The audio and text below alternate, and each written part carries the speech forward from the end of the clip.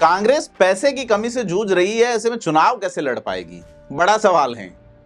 उनके साथ गठबंधन करने वाली पार्टियां इस उम्मीद में भी सोच रही होंगी कि हम आपको अगर एक आध सीट आप हमें देते हैं और बाकी सीटों पे हम अपना कार्यकर्ता दें तो उनका खर्चा पानी, गाड़ियों के तेल का खर्चा काहे से चलेगा।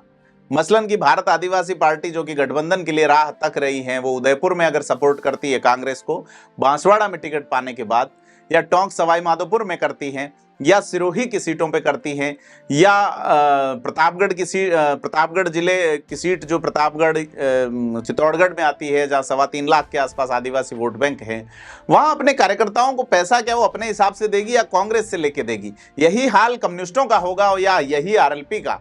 तो मल्लिकार्जुन खड़गे का यह बयान जो है वो लोकसभा चुनाव से पहले ठीक आया है कि साहब अब पार्टी यानी कि कांग्रेस पार्टी जो पैसे की कमी से जूझ रही, कैसे लड़ पाएगी कांग्रेस चुनाव, इस पे बात करेंगे। मल्लिकार्जुन खड़गे के इस बयान के क्या मायने हैं, तमाम बिंदुओं पर विश्लेषण करेंगे। नमस्कार, मैं प्रदीप हूं, आप थिंक 360 देख रहे हैं। कांग्रेस कर्नाटक का चुनाव जीती मल्लिकार्जुन खड़गे को राष्ट्रीय अध्यक्ष बनाए जाने के बाद। कर्नाटक बहुत प्रॉस्पेरियस स्टेट है जहां से एक बहुत बड़ा रेवेन्यू मिलता है। आईटी कंपनियां, सरकारी जो पार्टियां हैं, राजनीतिक पार्टियां हैं, उनको पैसा देती हैं। और कर्नाटक और महाराष्ट्र दोनों ही लंबे समय तक पिछली बार कांग्रेस के पास रहे थे।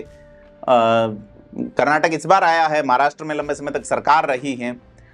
अब मल्लिकार्जुन खड़गे का कहना है कि जिन बैंक खातों में हमने डोनेशन से पैसा लिया था, भाजपा ने उन अकाउंट को फ्रीज कर दिया है। अब ये पार्टी का पैसा था जो आम लोगों ने चंदे के रूप में दिया था। कांग्रेस ने 138 रुपए से 1,38,000 रुपए तक के चंदे लिए थे। अब खर्च करने के लिए पैसे नहीं हैं। मल्लिकार्जुन खड़गे का यह बयान कार्यकर्ताओं की उम्मीदें किस तरीके से तोड़ेगा। कांग्रेस अध्यक्ष कह रहे हैं कि हमारी पार्टी के 4 बैंक अकाउंट बंद कर दिए गए हैं। इसमें यूथ कांग्रेस का, महिला कांग्रेस का, दिल्ली कांग्रेस का और ऑल इंडिया कांग्रेस कमेटी का अकाउंट शामिल है। अगर इस तरह अकाउंट बंद किए जाएं तो क्या निष्पक्ष चुनाव होगा, सवाल तो बड़ा है। लेकिन कार्यकर्ताओं को इससे, या जनता को जो चुनावी रंगत देखना चाहती है, माहौल देखना चाहती है, चुनावी अंदाज देखना चाहती है, उसमें क्या बने गए देखने वाली बात होगी। दरअसल इनकम टैक्स डिपार्टमेंट जो है उसने 13 फरवरी को 105 करोड़ रुपए का टैक्स बकाया नोटिस कांग्रेस को दिया और कांग्रेस पर 210 करोड़ का जुर्माना लगाया और बैंक खाते फ्रीज कर दिए। इनकम टैक्स की कार्रवाई के खिलाफ कांग्रेस के नेता और वकील विवेक तनखा जो है, उन्होंने दिल्ली हाईकोर्ट में याचिका दाखिल की और कांग्रेस के बैंक खातों पर इनकम टैक्स के एक्शन को रोकने की अपील की। परंतु कोर्ट ने बैंक खातों पर आईटी के एक्शन को रोकने की याचिका खारिज कर दी है। जस्टिस यशवंत वर्मा और जस्टिस पुरुषेंद्र कुमार कौरव की बेंच ने सुनवाई करते हुए कहा, इनकम टैक्स अपीलांट ट्रिब्यूनल के फैसले को छेड़ने की कोई वजह नहीं दिखाई दे रही। और अब स्थिति यह है कि कांग्रेस चुनाव लड़ेगी कैसे। ये जो ट्रिब्यूनल का जो फैसला आया, उसके बाद अजय माकन जो है, उन्होंने 13 फरवरी को प्रेस कॉन्फ्रेंस कहा था कि ये आदेश जो है लोकतंत्र पे हमला है। वो कांग्रेस के कोषाध्यक्ष है, तो कांग्रेस के पास चुनाव लड़ने के पैसे नहीं हैं। तो कांग्रेस जिन लोगों को, ऐसे लोगों को टिकट दे रही है जिनके पास पैसे का अभाव है, वोटर हैं, लेकिन वो किस तरीके से भाजपा से लड़ पाएंगे, बड़ा सवाल है। माकन ने कहा कि भाजपा सरकार ने जानबूझकर इसके लिए लोकसभा चुनावों का समय चुना है। कांग्रेस के फंड को रोकना लोकतंत्र पर हमला है क्योंकि ये चुनावों से ठीक पहले आया है। ऐसे में कोई निष्पक्ष चुनाव की उम्मीद कैसे कर सकता है। अब आयकर अधिकारियों ने कांग्रेस पार्टी के खातों से 270 करोड़ रुपए का अमाउंट जब्त कर लिया है। पैसा तो बहुत है, जीरो कितने होंगे आम आदमी तो अंदाजा ही नहीं लगा सकता। भाजपा के जीरो इनसे ज्यादा है। पीड़ा यही है। तो तनखा ने ट्रिब्यूनल में कहा था अगर रोक नहीं लगाई तो पार्टी वित्तीय संकट में होगी।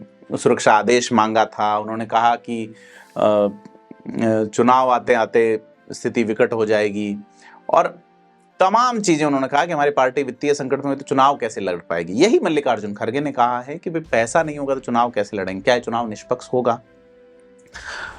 विवेक तनखा का जो बयान आया उसके अनुसार कि हम ये जो आदेश है उससे निराश हैं और उन्होंने कहा कि 20% जुर्माने के भुगतान पर राहत देने में उन्होंने पिछली परंपरा का पालन नहीं किया।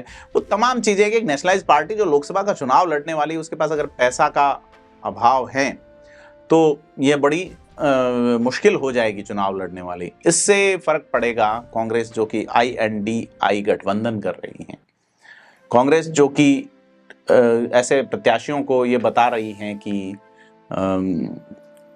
ये लोग जो हैं सीधे सरल सहज ईमानदार लोग हैं, गरीब लोगों को टिकट दिया है, तो उनको चुनाव कैसे लड़ाएगी? पार्टी फंड, पार्टी खर्चा, ये तमाम चीजें हैं।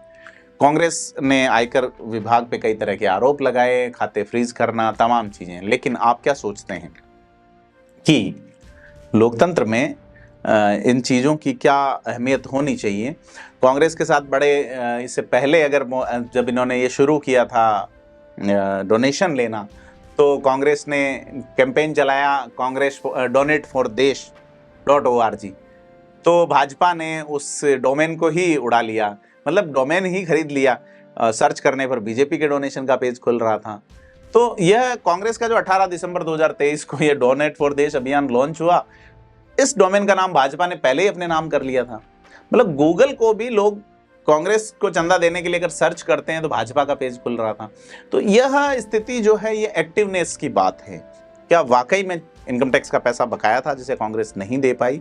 तमाम तरह के सवाल है। आप क्या सोचते हैं हमें कमेंट बॉक्स में जरूर बताएं और वीडियो को लाइक शेयर सब्सक्राइब जरूर करें। धन्यवाद।